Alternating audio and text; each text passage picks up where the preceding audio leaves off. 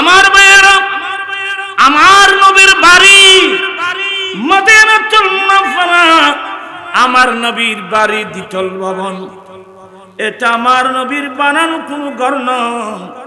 আরেকজন নবীর প্রেমিক বাদশাহ তুব্বা হিমিয়ারি, ইয়ামানের বাদশাহ প্রথম তুব্বা হিমিয়ারি আমার নবীর দুনিয়াতে আসা 1000 বছর আগে কিংবা 500 বছর আগে বাদশাহ তুব্বা হিমিয়ারি আলেম উলামা সহ ঈসা আলাইহিস সালামের উম্মতের আলেম বড় বড় আলেম উলামা সহ ভ্রমণে এসেছিলেন মক্কায় মুআজ্জামায়। মক্কা মুআজ্জামা থেকে যখন মদিনাতুল মুনাফফারায় আসলেন, তখন তো নাম মদিনা ছিল না, তখন নাম ছিল ইয়াসরিব। আমার নবীর দোয়া পেয়ে, আমার নবীর দোয়ায় ইয়াসরিব কি হয়ে গেল? আমার নবী ওই সময় নাম ছিল ইয়াসরিব। তো বাদশাহ তুব্বার সঙ্গে যারা ছিল, ওরা বাদশাহ সাহেবকে বলছেন, বাদশাহ সাহেব, আমরা আপনার সঙ্গে এসেছি ইয়েমেন শহর থেকে। আমরা ইনজিল কিতাব পড়ে যে তথ্য আমরা পেয়েছি, এই জায়গাটা হলো আখিরি জামানার নবীর হিজরতের জায়গা। বাদশাহ সাহেব, আমরা আপনার সঙ্গে ওয়াপস ইয়েমেনে যাব না, আমরা এখানে বাড়িঘর করব আখিরি জামানার নবীর পাওয়ার আশায়। এদেরকে বলে নবীর প্রেমিক। তখন নবী প্রায় 500-1000 বছর আগে পরে আসবে, তখন ওরা ওখানে বাড়িঘর করলেন। তুব্বা বলে, তাই নাকি? বলে হ্যাঁ। তুব্বা বলে, আমি তো রাষ্ট্রীয় জিম্মেদারি, আমাকে ওয়াপস ইয়েমেন চলে যেতে হবে। তবে আখিরি জামানার নবীর কথা যখন বলছো, আমি নিজের পকেটে দিনার দিরহাম দিয়ে এখানে একটা আমি ঘর বেঁধে দিলাম। বাদশাহ তুব্বা হিমিয়ারি দ্বিতল ভবনে একটা ঘর বেঁধে দিলেন, কাগজ লিখে দিলেন, ডকুমেন্ট। এটা আমি তুব্বা হিমিয়ারির পক্ষ থেকে আখিরি জামানার নবী মুহাম্মদ সাল্লাল্লাহু আলাইহি সাল্লামের নামে এই বাড়িটা আমি করে দিলাম। দলিল ডকুমেন্ট লিখে দিলেন, হাতে হাত দ্বারা লিখে দিলেন। ওই আলেমদের মধ্যে যিনি সবচেয়ে বড়, ওনার হাতে দিলেন। হুজুর, আমার এ সামান্য হাদিয়া, প্রিয় নবীর ধান্য সামান্য হাদিয়া আপনার হাতে দিলাম। আমি তো ইয়েমেন চলে যেতে হচ্ছে, আপনি এখানে থাকবেন। আপনার হায়াতের মধ্যে ওই ইমামুল আম্বিয়া যদি তশরিফ আনে, আপনি আমার জিনিসটা হুজুর হাতে দিবেন। আপনি যদি না পারেন, আপনি আপনার ছেলেকে বলে যাবেন, সে তার ছেলেকে বলে যাবে, সে তার ছেলেকে বলে যাবে। এইভাবে শেষ পর্যন্ত এই ডকুমেন্টটা যেন আমার দয়াল নবীর হাতে চলে যায়। উত্তরাল্লার রোসাদা বই না অনেক মক্কার মানুষ যারা ওখানে গিয়েছিল, ওরা নিয়েছিল হরিণের চামড়া, লাল হরিণের চামড়া। এগুলো অনেক দামি দামি দামি জিনিস। উপটকন হিসেবে বাদশাহ নাজ্জাশীর আশেপাশে যারা আছে ওদেরকে কনভিন্স করতে হবে। হ্যাঁ, শেষ পর্যন্ত পৌঁছে গেল বাদশাহ নাজ্জাশীর সামনে। জাহাপানা বাদশাহ সাহেব, আমাদের দেশের কিছু দুষ্কৃতকারী আপনার দেশে এসে আশ্রয় নিয়েছে, আমি মক্কা থেকে এসছি, আপনি মেহরবানি করে আমাদের দেশের সন্ত্রাসী কি হয় যেগুলো রে, এখনো মুসলমানরা সন্ত্রাসী কত কদুন নাই নিয়ে ওইটারা খালতো ভাইয়েরই বলে আমাদের এগুলো আমাদেরকে হ্যান্ডওভার করুন, আমাদেরকে দিয়ে দেন। বাদশাহ নাজ্জাশী বলে, তোমরা বললে যে আমি দিয়ে দেব, আরে ওদেরকে আমি নিজে আশ্রয় দিয়েছি, তোমরা বললে যে আমি দিয়ে দেব, সমস্যা কি বলো? তুমি লিডার? বলো হুজুর আমি লিডার। দাঁড়াও সামনে। তোমার সঙ্গে কে কে আসছে? বলো অমুক অমুক। পিছনে দাঁড়াও, আমি আবু সুফিয়ানের কাছে কিছু প্রশ্ন করব। সমস্যা কি? বলে হুজুর সমস্যা কিছু না, আমরা তো মূর্তি পূজার ধর্মের মধ্যে ছিলাম, আমরা এক মিল্লাতে ইব্রাহিম নাম নিজের মিল্লাতে ইব্রাহিম ছিলাম, এই মোহাম্মদ এসে আমাদের মূর্তির বিরুদ্ধে বলতেছে। কিসের বিরুদ্ধে? আর জোরখানা কিসের বিরুদ্ধে? মূর্তির বিরুদ্ধে বলতেছে। আমাদের দেশের মধ্যে একটা বিশৃঙ্খলা সৃষ্টি হয়ে গেছে। আচ্ছা ঠিক আছে, যিনি নবী দাবি করতেছেন আমি ওনার সম্পর্কে কিছু প্রশ্ন করব, তুমি ঠিকভাবে উত্তর দিবে তো? হ্যাঁ হুজুর দেব। এই সঠিক উত্তর না দিলে তোমরা পিছন থেকে বলে দিবা। আবু সুফিয়ান বলছিল আসলে বাদশাহ নজ্জাশী এই সিস্টেমটা না করলে আমরা মিথ্যা বলতাম। বলতে এই আবু সুফিয়ান, মক্কার জমিনে যে মুহাম্মদ সাল্লাল্লাহু আলাইহি সাল্লাম নবী দাবি করছেন উনি বংশগত কেমন? প্রথম প্রশ্ন কি? উনি বংশগত কেমন? সেদিন আবু সুফিয়ান বলতে বাধ্য হয়েছিল হুয়া ফিনা যু নাসাবিন, উনি আমাদের মধ্যে সর্বোচ্চ বংশের মানুষ। এভাবে প্রশ্ন করতে করতে করতে করতে সব উত্তরের পরে তো বাদশাহ নজ্জাশী বলছে আমি প্রথমে এটা জিজ্ঞেস করলাম তুমি যিনি মুহাম্মদ নবী দাবি করছেন উনি বংশগত কেমন? তোমরা বলছো উনি সর্বোচ্চ বংশের মানুষ। বস যিনি নবী হবেন উনি উচ্চ বংশ থেকে হবেন। আল্লাহ আমার নবীকে এমন ভাবে বানিয়েছেন নবী থেকে ত্রুটি বের করার একটা সাইট নাই। আছে? কোন দিক দিয়ে? দুনিয়ার লিডারদের স্বভাব ইয়া সামনে ইলেকশন আইব তো আইব না, মাতিনি মানুষ আইব না, এক দলের মানুষ আর এক দলের ইতে কিচ্ছু না ওইটা কিচ্ছু না, মানে দুষ্ট হইতে তো হইতে তো হইতে কোনো কিনতে না পাইলি হইতে বংশগত ঠিক নাই উয়া, মানে একদিনের দিন কিবা করিব। কিন্তু আমার ভাইরা পৃথিবীর মানুষ একজন ব্যক্তিকে লিডারকে ত্রুটি বের করার যতগুলো সাইট আছে সুলফুরিবান জায়গা রাখে নাই আমার নবী থেকে ত্রুটি বের করতে পারবে এমন কোন সাইট আল্লাহ আমার নবীর মধ্যে রাখে নাই। আরে আমাদের নবীর নাম মুহাম্মদ, সুবহানাল্লাহ বলবেন না? আমাদের নবীর নাম কি? মুহাম্মদ, মানে চরম প্রশংসিত, চরম প্রশংসিত। আমার ভাইয়েরা, আমার নবী যেদিন দুনিয়া আসলেন 7 দিন যেদিন হলো আমার নবীর দাদা যান আকিকা দিলেন। কি দিলেন? আকিকা। কয় দিনের দিন? 7 দিনের দিন আকিকা দিলেন। কুরাইশ বংশের মানুষ সবাই খানা খাওয়ার পরে বলছে আব্দুল মুত্তালিব এই ব্যথা, অর্থাৎ আপনার নাতির নাম কি রাখছেন? আপনার নাতির নাম? বলে আমার নাতির নাম রাখছি মুহাম্মদ। তো কুরাইশ বংশের মানুষ বলতেছে এই ইনার বংশগোষ্ঠীর মধ্যে কোন যুগে কোন কালে এই নামের তো কেউ ছিল না। ওনার বংশগোষ্ঠীর মধ্যে কোন কালে কোন যুগে এই নামের কেউ ছিল না। অতএব আপনারা আপনাদের পূর্বপুরুষদের নিয়ম সিস্টেম বাদ দিয়ে ব্যতিক্রম ভাবে ওনার নাম কেন মুহাম্মদ রাখছেন?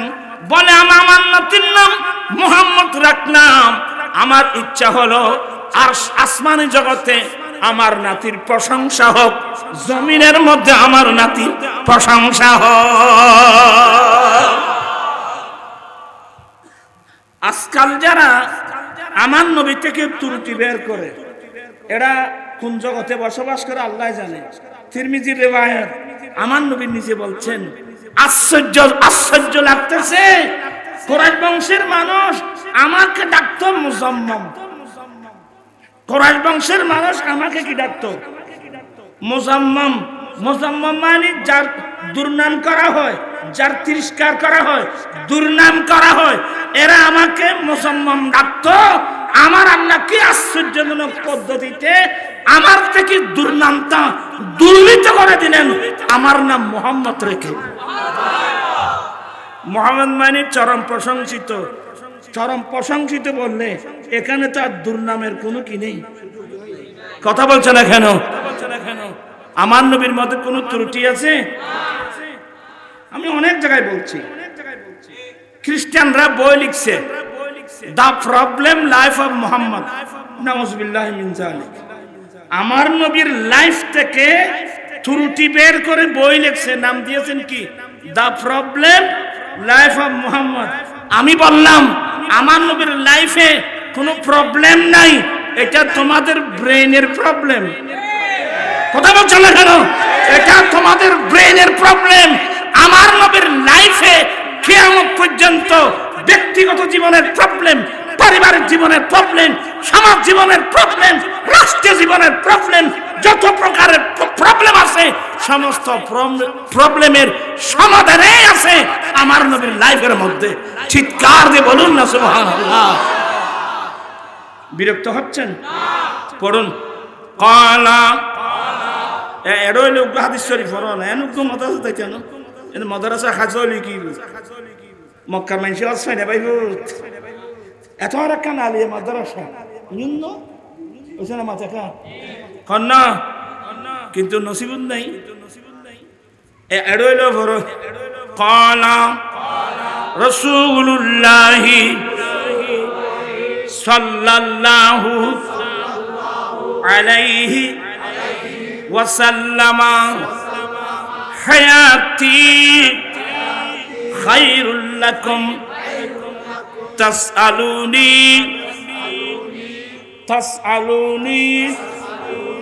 উহাদ্দিসু লাকুম ওয়া মামাতি খায়রুল লাকুম তুরাদু আলাইয়া আমালুকুম ফামা রাআইতু খায়রান ফাহামিদুল্লাহ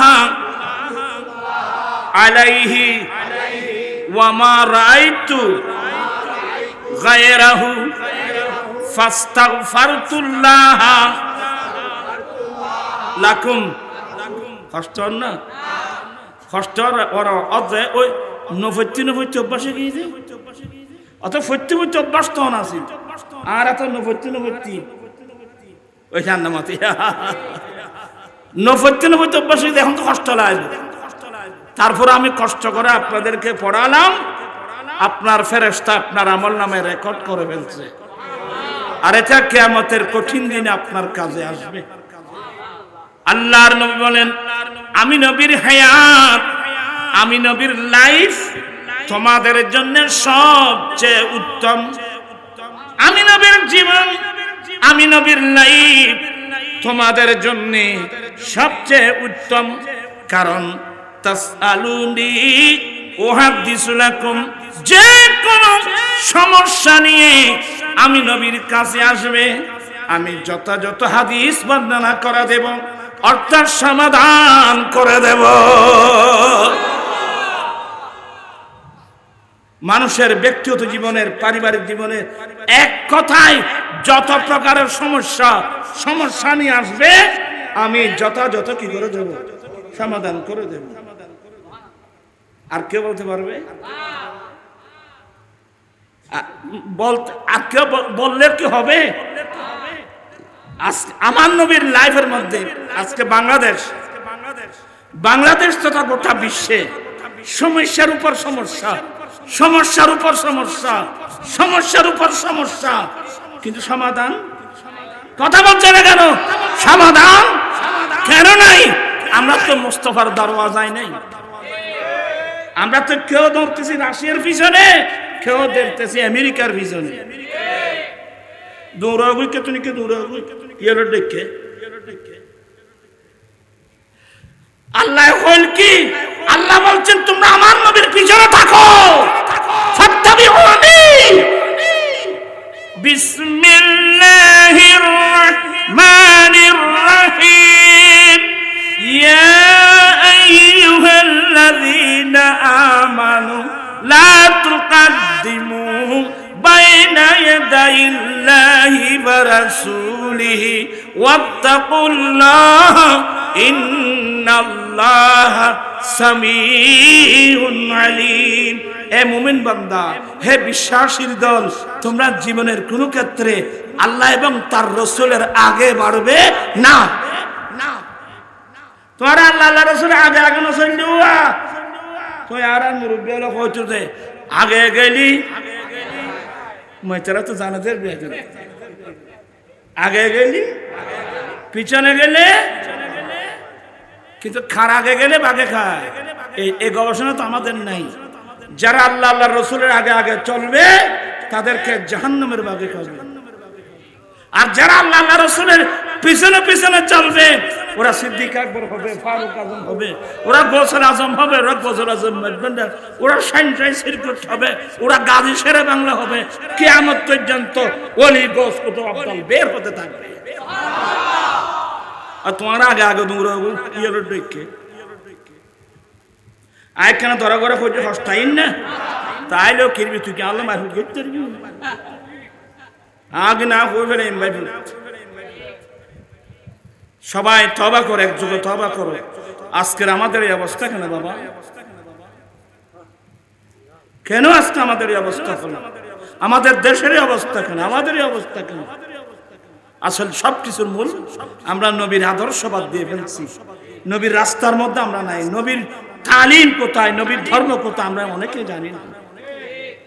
বসিডিঙ্গে বাসা সলে বিয়ে লেখা, বিয়েতে সলে নেই নেরগুলি তারা উজর বদর করি এলে গাল খারে খারে কোয়াই এ যা আসি আসি যা গেই গেই দে রে আমার জীবন মরণ ওরা গোসতে লাগবে জ্ঞান গোসা না আর জীবন হতে দর দিতে না খদিবের কানো জ্ঞান বলি আয় আদিয়েন এই মাতুল দি মাইজুম দা খামাজ্জর মাতুল দি না মারিলে ভাই ফুট জাঙ্গাত যাইতো আর মাথায় নষ্ট হয়ে গিয়ে গোবা আর ধ্বংস হয়ে গিয়ে গু আল্লাহর যারা ঘর ইমামুল আম্বিয়া, যারা ঘরে 30 পারা কোরআন। হায় হায় হায় হায়, আজকে ঘরের ছেলেরা এ ঘরের মেয়েরা আমাদের এই অবস্থা কেন বাবা?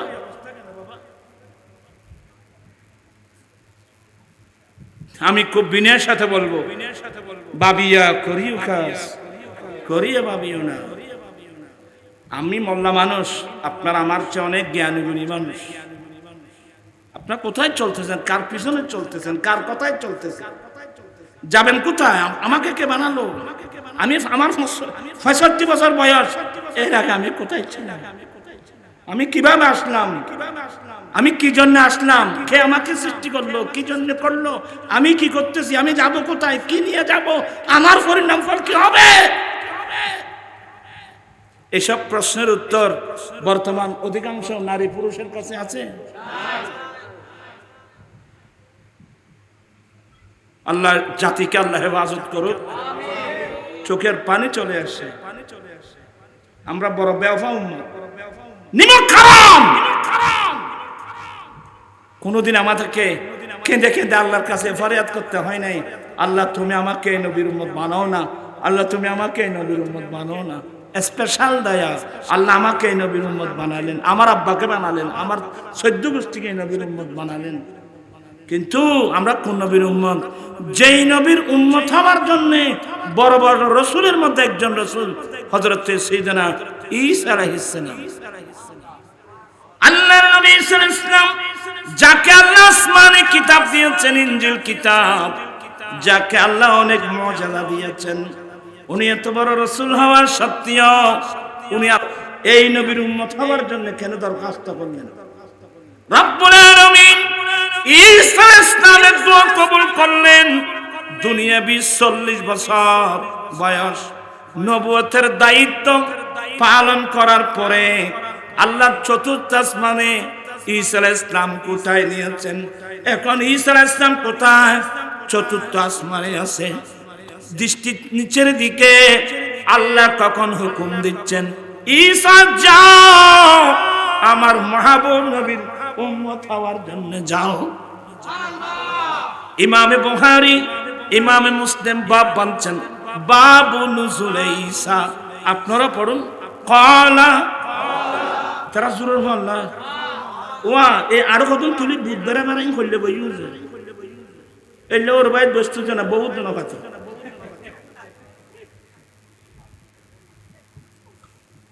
আয় আবার সাই তো অনেক সরসন হই ফন্না ফরাজ যায় কিন্তু ফরাবে ফরা কালা রাসূলুল্লাহ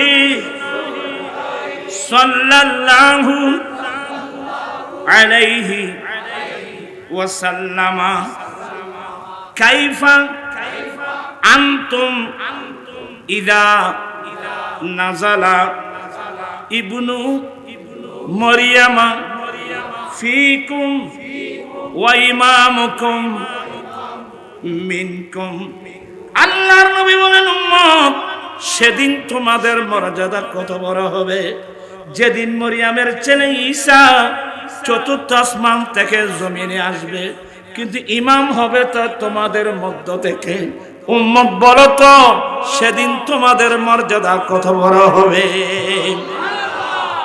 আমার ভাইয়েরা এই হাদিসের ব্যাখ্যা হলো ঈসা আলাইহিস সালাম জমিনে আসবেন সিরিয়ার রাজধানী দামেস্কের জামে মসজিদে ঈসা আলাইহিস সালাম আসবেন সিরিয়ার রাজধানী দামেস্কের জামে মসজিদে ফজর জামাতে কোন সময় যখনই তা মাতিনি বলুন ফজর ফজর জামাতে তোরা হড় হড় থাকো ভাইবু জান্নামাতিয়া মসজিদ তাইলে তুই নসিব বানা তয়তে শিখিমরা ঠিক হচ্ছে তোমার না অভ্যাস দিয়ে দেও আমরা আবার হইলে লড়ে দেয় ফিরে দিন স্বাস্থ্য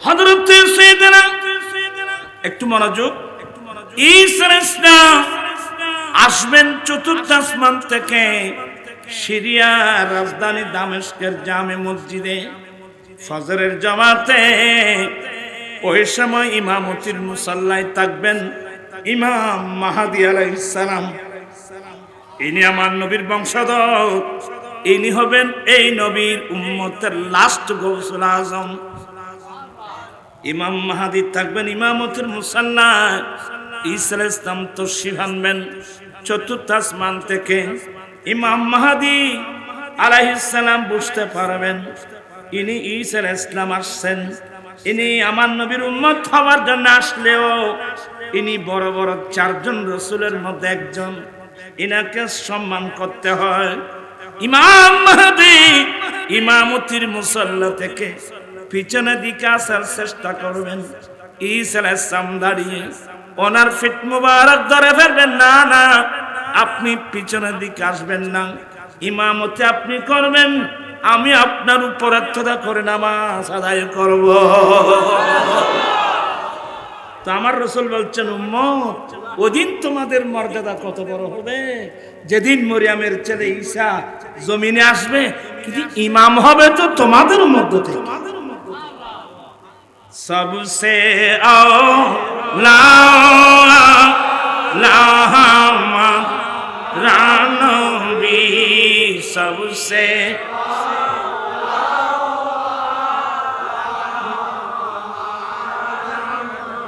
मुल्क को नैनों में अंबिया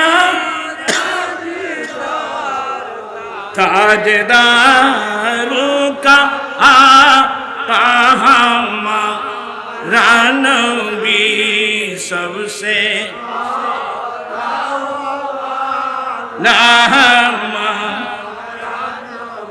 बुझ गए जिनके आएंगे सभी मशाले अरे शम्मा वो लेकर आ यहाँ रानबी सबसे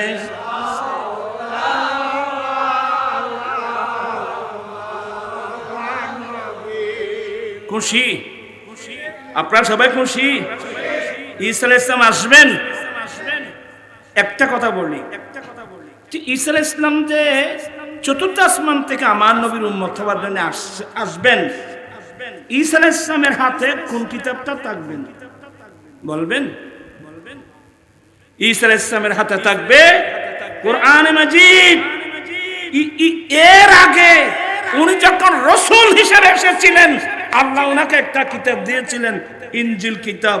উনি কি দ্বিতীয়বার ইনজিল কিতাব হাতে নিতে পারবেন? কোন সুযোগ? কোরআন শরীফ তারা আরে দুনিয়ার মানুষের বানানো বই পুস্তক নয়। আল্লাহর কোরআন বাদ দিয়ে ওনার উপর আগে যে আসমানি কিতাব নাযিল হয়েছিল এটাও তো হাতে নিতে পারবেন না। আমরা কোন সাহসে আল্লাহর কোরআন বাদ দিয়ে আজেবাজে মানুষের বই নিয়ে ব্যস্ত? একবার ফারুক আজম আমার নবীর কাছে পারমিশন চেয়েছিলেন, কারণ সাহাবা একরাম তো পারমিশন ছাড়া কোনো কাজ করেন না। আর তো পারমিশন নেই, সাহাবা একরামের জীবনী পড়েন না, নবীর পারমিশন ছাড়া কোনো কাজ করে নাই। ওরা সত্যি নবীর প্রেমী, ওরা সত্যি নবীর দিওয়ানা। ওদের জীবনে আমাদের সামনে কি শিখলাম তাদের থেকে আমরা? ফারুক আজম নবী গো, ইনজিল কিতাব এটাও তো আল্লাহর কিতাব। একটা কপি পাইলাম হুজুর, আমি কি একটু পড়ে দেখতে পারবো? রাসূল পাকের চেহারা কেমন হবে জানেন? খোলা আকাশের মধ্যে মেঘ আসলে যেমন আমার নবীর চেহারা মোবারক তেমন হয়ে নবী জিজ্ঞাসা করলেন, ওমর তোমার জন্য এ কোরআন যথেষ্ট নয় কি? তোমার জন্য এই কোরআন যথেষ্ট নয় কি? আজকে বাংলাদেশ তথা বিশ্বের মানুষ আল্লাহর কোরআন বাদ দিয়ে আজেবাজে মানুষের বই নিয়ে আমরা জীবন কাটাচ্ছি, বসে আছি ব্যস্ত যাওয়ার জন্য। এত সহজ? কোরআন শরীফে কি নাই আমাকে বললেন? কোরআন শরীফে কি নাই? আল্লাহ বলেন তিবিয়ানান লিকুল্লি শাই, এই কিতাবের মধ্যে সৃষ্টির শুরু থেকে শেষ পর্যন্ত সব কিছুর বিস্তারিত বর্ণনা এই কিতাবের মধ্যে আছে। তিবিয়ানান লিকুল্লি শাই, প্রত্যেক কিছুর বিস্তারিত বর্ণনা এই কিতাবের মধ্যে আছে। তবে এটা আমার নবীর জন্য, আমরা তো বের করতে পারবো না। আমার ভাইয়েরা, আসলে কথার নাম বেশি কথা বাড়ি টাইমও তো বেশি গিয়ে কোনো সমস্যা। আমি সব বক্তব্য কেটে আমার মূল পয়েন্টে চলে যাই। আমি আবু সুফিয়ানের কথা বলতেছি। বাদশাহ নজ্জাশী আমার নবীকে কেমন ভালোবাসতেন। বাদশাহ নজ্জাশী নবীর ভালোবাসার নিদর্শন স্বরূপ আরবের বড় লিডার আবু সুফিয়ানের মাইয়া, আবু সুফিয়ানের মেয়ে উম্মে হাবিবাকে আমার নবীর সাথে বিবাহ করাই দিলেন। এবং মোহরানা, আগে বলছিলাম আমার নবীর প্রত্যেক স্ত্রীর মোহরানা কত? 500 দিরহাম। মাশাআল্লাহ, কত কি 500 দিরহাম। কিন্তু আমার নবীর স্ত্রী আমাদের আম্মি জান উম্মে হাবিবা, ইনার মোহরানা কিন্তু তৎকালীন যুগে 5000 দিরহাম। এগুলো বাদশাহ নজ্জাশী দিয়েছিলেন, বাদশাহ নজ্জাশী পেমেন্ট করেছিলেন। সুবহানাল্লাহ। কিন্তু আমার নবী যতগুলো নিজে শাদী করেছেন সবগুলোর মোহরানা কত? 500। বর্তমান যুগে হিসাব করলে বেশির মধ্যে, একেবারে বেশির মধ্যে 5 লক্ষ টাকা ধরলাম, 5 লক্ষ 6 লক্ষ টাকা ধরলাম। কিন্তু বর্তমান আমরা যারা সেই নবীর কলমা পড়েছি, আমাদের বিবাহের সাথে আমাদের মোহরানার কোনো মিল আছে? এই বইতে বলে আবার তোমারা ব্যাংক বসে বইতে এটা নাই যে কারণ আছে তো না থাকার পিছনে কারণ হলো আমাদের দেশের সবগুলো বাকি মানুষ। আর দেশে দেখুন বাক্য হয় না, আর অবস্থানও জনা বিয়ে করতে, বিয়া তুমি মাফ করবেন, আর অবস্থানে বিয়ে করতে যান, ওখানে বাকি বলতে কিছুই নেই, ওখানে সবগুলো নগদ। এখানে বাপসাচার বয়স্ক যারা আছেন বেয়াদবি মাপ চাচ্ছি বাবা, আপনারা ভুল বুঝবেন না। আপনি যদি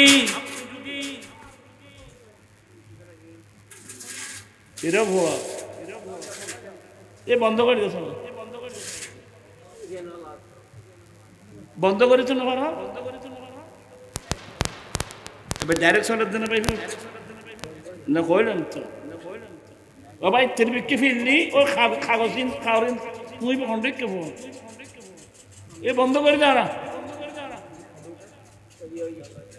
হ্যাঁ রাইতো বেশত অনার অসুবিধা মা দেখলে বাগে, হ্যাঁ তাই না, তাইলে তো দুঃখ তরিবে 20 লাখ টাকা খামিন আজ এতুন বন্ধ, 15 লাখ টাকা খামিন বন্ধ। লৌকিকতা পরিহার করুন, নবীর সুন্নতের উপর আমল করুন। আজকাল সাত দোয়ানো লিখে দি বাকি চাহিয়া সাত দাম কত বাবা, এ 10 টিকা চা বাইকে চাইনি সরম ভাত দে, 10 টিকা চা বাইকে চাইনি সরম ভাত, এ 10 লাখ টিয়ার বউ বাইকে দিতে ভাই বউ হাসবেন না। আমরা ধর্ম রাখি নাই, আমরা রং তামাশা শুরু করে দিয়েছি। উগ্র আলগাইতার বুঝে ফাঁসারি দান বেআগুন মিলিটার মাথার 10,000 লাইব কিলো তুমি দিও। আমার ভাইয়েরা বিনের সাথে বলবো, আচ্ছা মোহরানা বেশি দেননি, এটা সব বেশি নেই। ফারুক আজম বলতেন বেশি মোহরানা ধার্য করলে এখানে যে কোন কল্যাণ মঙ্গল থাকতো, তো আমার নবী সেই বেশি মঙ্গল বুঝে কল্যাণ বুঝে সে আবার কে। আমার ভাইরা আমি খুব বিনয়ের সাথে বলবো, আমাদের হানফি মযহাব মোতাবেক কম মোহরানা হলো 10 দিরহাম। কয় দিরহাম? 10 দিরহাম হিসাব করলে বর্তমান আধুনিক যুগ এ 5,000-6,000 টাকা হতে পারে। 5,000-6,000 টাকা লেগলেও তো মোহরানা হয়ে যাবে। আর শাফি মযহাবের মধ্যে 5,000 দেওয়া লাগবে না, স্বামী স্ত্রী যদি 1 দিরহামের মধ্যে রাজি হয় বিয়ে হয়ে যাবে।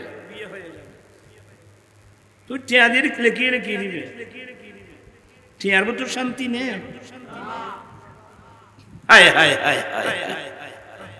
আমার ভাইয়েরা আমার নবীর মোহরানা 500 দিরহাম। শুধুমাত্র আমাদের আম্মি জান উম্মে হাবিবা ওনার মোহরানা 5,000 দিরহাম। এটা বাদশা নাজাশি দিয়েছিল আমার নবীর ভালোবাসার নিদর্শন স্বরূপ। আর তো বেশি ভালোবাসা, আমি তোমায় ভালোবাসি, আই লাভ ইউ। ক্ষুদ্র আছে করতে রানি, দয়া আছে মায়া আছে, গলার দড়ি খাঁদে দুও ফেসে রাখতে খেলা ফারান যেন নদে আর মুরব্বী হলো হয়ে যাবেন নিজেরই ইয়ে কথাই না না হলো আছে না কথা কি না। ভালোবাসার দাবি করা সহজ, প্রমাণ করা। আমার ভাইয়েরা আমার নবীর বাড়ি মদিনাতুল মুনাওয়ারা, আমার নবীর বাড়ি দ্বিতল ভবন। এটা আমার নবীর বানানো কোনো ঘর নয়, আরেকজন নবীর প্রেমিক বাদশা তুব্বা হিমিয়ারি, ইয়ামানের বাদশা প্রথম তুব্বা হিমিয়ারি আমার নবীর দুনিয়াতে আসা 1000 বছর আগে কিংবা 500 বছর আগে বাদশা তুব্বা হিমিয়ারি আলেম উলামা সহ ঈসা আলাইহিস সালামের উম্মতের আলেম বড় বড় আলেম উলামা সহ ভ্রমণে এসেছিলেন মক্কায় মুআজ্জামা থেকে যখন মদিনাতুল মুনাওয়ারায় আসলেন, তখন তো নাম মদিনা ছিল না, তখন নাম ছিল ইয়াসরিব। আমার নবীর দোয়া পেয়ে, আমার নবীর দোয়ায় ইয়াসরিব কি হয়ে গেল? আমার নবী ওই সময় নাম ছিল ইয়াসরিব। তো বাদশাহ তোব্বার সঙ্গে যারা ছিল ওরা বাদশাহ সাহেবকে বলছেন, বাদশাহ সাহেব, আমরা আপনার সঙ্গে এসেছি ইয়েমেন শহর থেকে। আমরা ইনজিল কিতাব পড়ে যে তথ্য আমরা পেয়েছি, এই জায়গাটা হলো আখিরি জামানার নবীর হিজরতের জায়গা। বাদশাহ সাহেব, আমরা আপনার সঙ্গে ওয়াপস ইয়েমেনে যাব না, আমরা এখানে বাড়িঘর করব আখিরি জামানার নবীর পাওয়ার আশায়। এদেরকে বলে নবীর প্রেমিক। তখন নবী প্রায় 500-1000 বছর আগে পরে আসবে। তখন ওরা ওখানে বাড়িঘর করলেন। থুব্বা বলে, তাই নাকি? বলে হ্যাঁ। থুব্বা বলে, আমি তো রাষ্ট্রীয় জিম্মেদারি, আমাকে ওয়াপস ইয়েমেন চলে যেতে হবে। তবে আখিরি জামানার নবীর কথা যখন বলছো, আমি নিজের পকেটে দিনার দিরহাম দিয়ে এখানে একটা আমি ঘর বেঁধে দিলাম। বাদশাহ তোব্বা হিমিয়ারি দ্বিতল ভবনে একটা ঘর বেঁধে দিলেন, কাগজ লিখে দিলেন, ডকুমেন্ট। এটা আমি তোব্বা হিমিয়ারির পক্ষ থেকে আখিরি জামানার নবী মুহাম্মদ সাল্লাল্লাহু আলাইহি সাল্লামের নামে এই বাড়িটা আমি করে দিলাম। দলিল ডকুমেন্ট লিখে দিলেন, হাতে হাত দ্বারা লিখে দিলেন। ওই আলেমদের মধ্যে যিনি সবচেয়ে বড়, ওনার হাতে দিলেন। হুজুর, আমার এ সামান্য হাদিয়া, প্রিয় নবীর ধান্য সামান্য হাদিয়া আপনার হাতে দিলাম। আমি তো ইয়েমেন চলে যেতে হচ্ছে, আপনি এখানে থাকবেন। আপনার হায়াতের মধ্যে ওই ইমামুল আম্বিয়া যদি তশরিফ আনে, আপনি আমার জিনিসটা হুজুর হাতে দিবেন। আপনি যদি না পারেন, আপনি আপনার ছেলেকে বলে যাবেন, সে তার ছেলেকে বলে যাবে, সে তার ছেলেকে বলে যাবে। এইভাবে শেষ পর্যন্ত এই ডকুমেন্টটা যেন আমার দয়াল নবীর হাতে চলে যায়।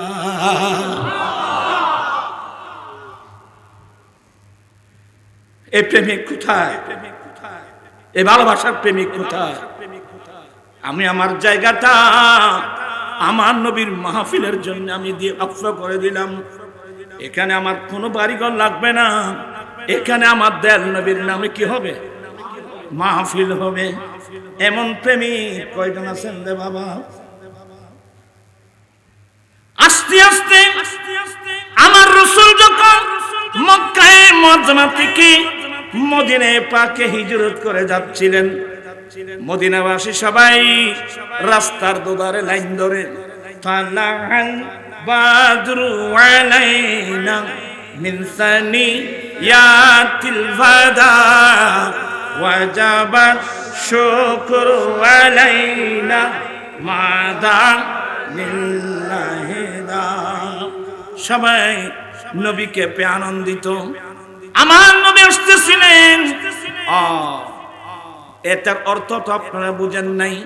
এরা বলতেছে আজকে সানিয়াতুল ফাদা নামক স্থান থেকে আমাদের উপর পূর্ণিমার চাঁদ উদয় হয়েছে। আমার নবী সুন্দর না? কেন করে সুন্দর হইল? সুন্দর বর্ণনা করার ভাষা নাই, তালাশ করে পেয়েছেন পূর্ণিমার চাঁদ। আর সানিয়াতুল ফাদা নামক স্থান থেকে আমাদের উপর পূর্ণিমার চাঁদ উদয় হয়েছে। অতএব আমাদের উপর এই নিয়ামতের শুকরিয়া আদায় করা ওয়াজিব হয়ে গেছে। চিৎকার দিয়ে বলুন সুবহানাল্লাহ, আল্লাহু আকবার কবীরা। আমার নবী আসতেছিলেন, সবাই ইয়া রাসূলুল্লাহ এই গুনাহগারের ঘরে একটু আসেন না। তারা হচ্ছে সাথে ওই ব্যাগ সাথে ফিরে গিয়ে তোমার সাথে ফিরে গিয়ে বুঝছো না? এই ব্যাগ সাথে ফিরে গিয়ে দেয় না। বাদে আয় মেধাবী মানুষ, ওরা বেশি আর থাকতেন না। বলতে চাচ্ছিলাম ইয়া রাসূলুল্লাহ আপনি একটু দয়া করে আমার বাসায় আসেন না। একজন ডাকে এদিকে, একজন ডাকে এদিকে। আমার দয়াল নবী বলেন বাবা শোনো, আমার উটনি মামুরা, আমার উটনিকে নির্দেশ দেওয়া হয়েছে আমার উটনি যেখানে গিয়ে অবস্থান করবেন ওইটাই আমার থাকার জায়গা। আরে আল্লাহ উটনিকে বলবে না কেন? কোন আশিক রাসূল 500 বছরের আগে, 1000 বছরের আগে নবীর প্রেমে বাড়ি বেঁধে দিয়েছিল আমার আল্লাহ। ওই উটনিকে বলেন সরাসরি উটনি ওখানে গিয়ে দাঁড়ালেন। উটনি তখন দাঁড়ালেন, আমার নবী উটনির পিঠ থেকে নামলেন। হযরত সাইয়েদনা আবু আইয়ুব আনসারী রাদিয়াল্লাহু তাআলা আনহু নবীর ঘরের ডকুমেন্ট নিয়ে সামনে উপস্থিত। ইয়া রাসূলুল্লাহ, এটা তো আপনার বাড়ি। আমার বাড়ি? ইয়া রাসূলুল্লাহ, এত বছর ধরে আমাদের পূর্বপুরুষ সহ আমরা খাদিম হিসেবে আপনি নবীর বাড়ির পাহারা দিয়েছি। আমরা ছিলাম জারুদার, আমরা ছিলাম পাহারাদার। নবী গো, এটা আপনার বাড়ি। ডকুমেন্ট হাতে দিলেন। আমার রাসূল দেখে 2 চোখের পানি ফেলল।